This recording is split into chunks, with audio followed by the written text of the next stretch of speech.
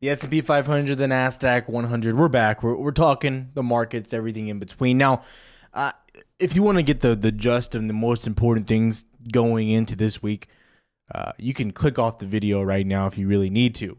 CPI tomorrow morning, 7:30 a.m. Central. Okay, bingo, bongo, very mucho importante. Core CPI in particular. Day after, we have PPI, also very important, but I think CPI sets the tone and that's the most relevant. Okay, so that's your most important thing right now. But going into this, we have some interesting behavior. Now, I will say, again, and I don't want to sound biased whatsoever, so even though we had some upside here in the short term, we're still trading sideways, ranging at these levels. We're going to talk about where these levels are, though, but we're doing it with minimal volume, specifically yesterday and today, which makes sense. You know, volume on Thursday and Friday makes more sense, but no volume into today or Monday into Tuesday going into, CPI Wednesday makes sense. You want to take a step back, let the market do what it's going to do. No real large positions, not a lot of volatility. Makes sense. So you can see the volume there. Yahoo Finance, really easy way to check out the volume. That's the big thing there. Okay. Now, I want to show both sides of this, but I just want to show you where you're at and, what's kind of riding on where we're at right now. I've given a lot of opinions and examples, and in my opinion, if the Nasdaq breaks above 15.7, if Nasdaq breaks 15.7, I believe we go to all-time highs. Personal belief.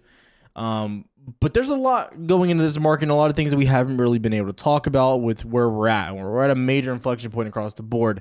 But I definitely think good CPI numbers, CPI dropping, core CPI dropping in particular, sets us up for a break to the upside on ES, Nasdaq, Dow. But I don't want to focus this video on that. I want to focus on, some of the counterparts to some of the things that we've been looking at, right? I think we've been really right as of recently on some of the big names we mentioned, cloud names in particular. If you got in any of those names, we've been yelling out CRM today, nice gap up, really nice. You don't believe me? Again, if you haven't watched any of the videos, I recommend just looking at some of the previous videos, what we've done, the links, proof is in the pudding, right? Everyone, big printers this morning, Tesla, CRM, Meta, we went over all this. So anyways, I just, keep myself in check. That's what's happening there. Meta, another big winner. And I think Meta is just getting started. But again, what's the counterpart to this? Now, before we go into this, I do want to say, consider liking and subscribing. Helps out tons. Appreciate all of the support. If you're new, we're here every single day, Monday through Friday. Videos around 5 p.m. Central. Also, we are live here every day, 10:30 a.m. Central as well. The Discord link is down below. If you want to just see what we're doing all day, why we're trading, why we're getting in, when we like what we're seeing, data positions, things like that, Discord may be for you. But again, I recommend that you go to the channel or go at least to the website, go over to education, and this is how you start learning though. If you have no knowledge of the market, go here first. Don't pay for a Discord. Understand what you're doing first. Have a strategy. It's all here for free. We're not selling you anything. This is absolutely free. But the big thing into today, okay, so Citigroup, if you don't know, Citigroup released a statement yesterday. Okay, and they kind of went more into it today. And they kind of went into detail specifically why. So Citigroup downgrades U.S. stocks amid recession risk and upgrades Europe. Now let's talk about this for a second, okay? And you even had Market Rebellion had a good tweet about this as well. Warns recession risk that growth is set for a pullback as AI euphoria enters a more digestive phase. But I think the biggest part here is that they're upgrading Europe. And this is like the catch-22 here. So let's just play a game. Okay, we're Citigroup, and we're like, okay,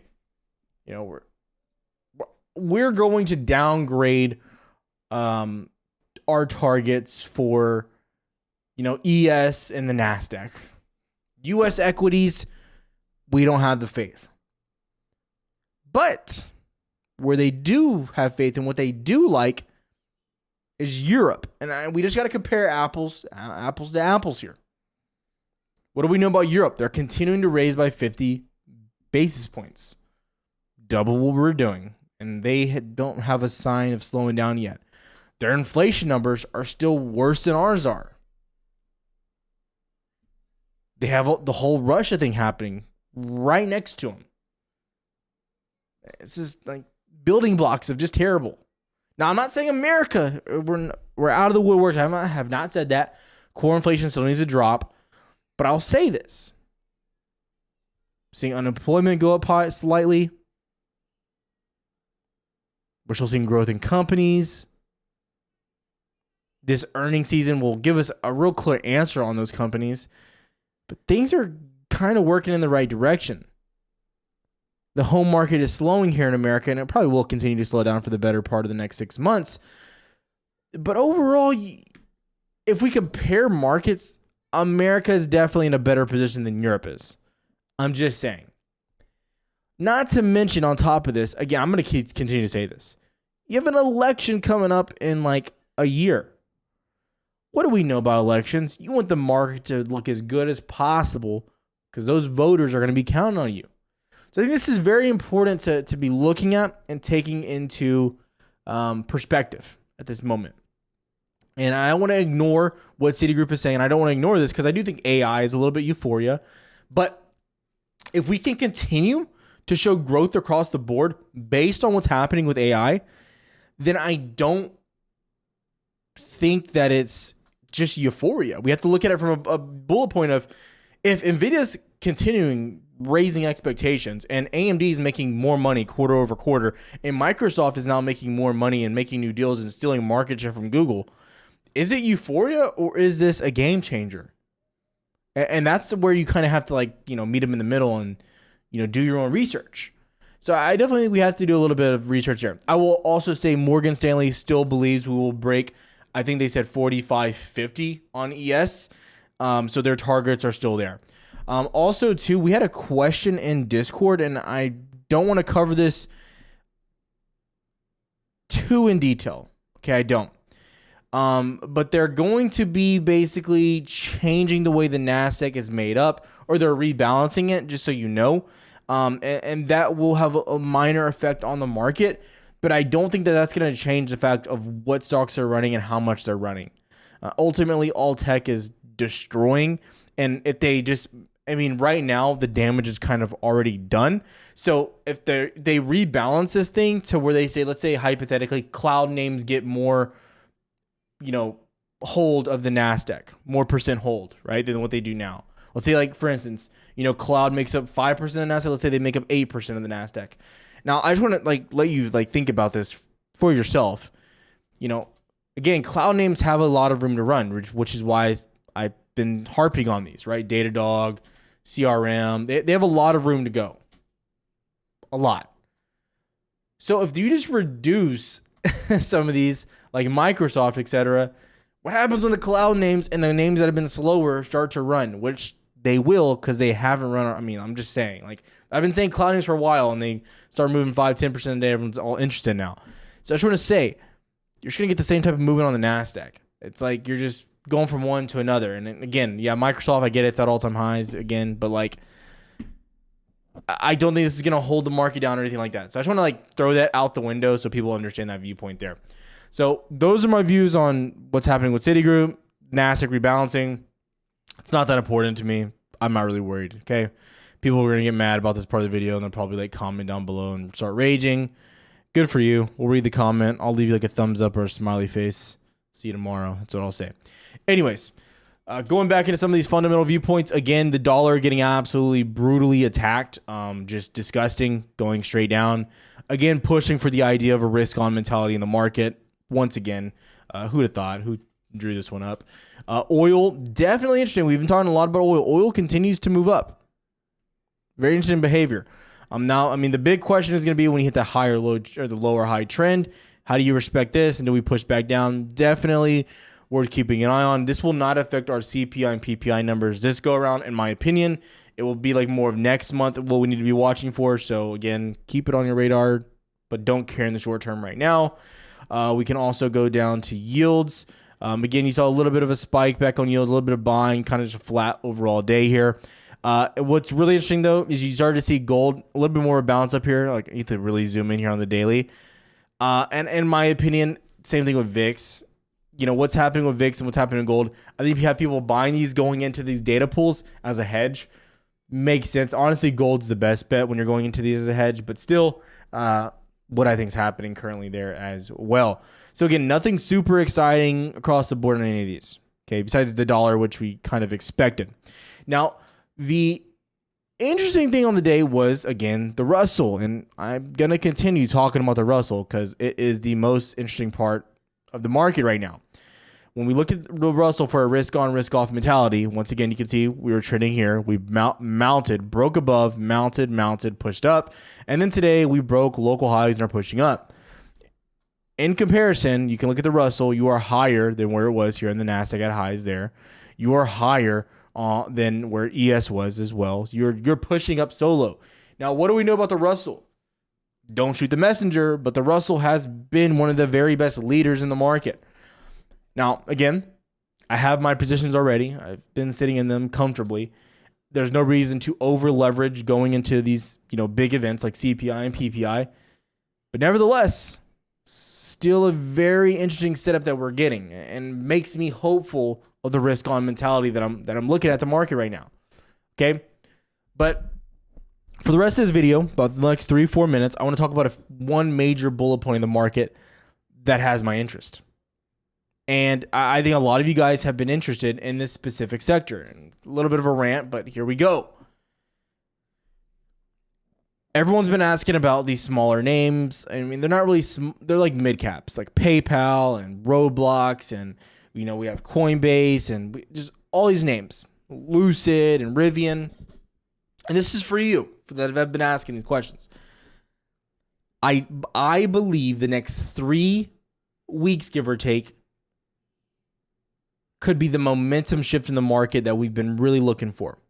And we've caught a lot of the upside. If you've been here for the past 4 months, right, we've caught all this upside in the market. But I believe if earnings go well, which I strongly think a lot of these earnings are going to destroy. I think Apple's going to do good. I think Meta's going to destroy. I think Netflix is going to do well. Tesla's going to do well as always. I think semiconductors are going to kill. I think cloud names could do very well. I think a bulk of the market could do very, very well. But if they do perform, I believe the opportunity will start to rotate into smaller names. PayPal, Roblox. I'll have more ideas that I'm liking here. But even as I've been saying, from semiconductors into cloud, and been screaming this for the past 3-4 weeks, right? You come into Datadog, since $90 I've been saying it, and you're breaking out now, right? The list will go on. Snow, we caught a lot of Snow's movement. But I want to just say this. You're going to get some opportunity if that plays out. So if you're missing some of these plays right now, I always say this, there's going to be another play. I say it in almost every video. If you miss Meta, there'll be another one. Relax, take a chill pill, go outside, look at the sun for a few minutes. You'll forget about it, right? So when you're watching these earnings, don't get overzealous. Don't start over leveraging, guys, because I haven't been this excited about some of the setups that are taking place and that are potentially coming to the market. And this is just based on my opinion, fundamentally what's happening, and then kind of what's happening across the globe right now. Again, the area of the market that I'm liking a lot as well are these Chinese names. Baba, Pinduoduo, YY.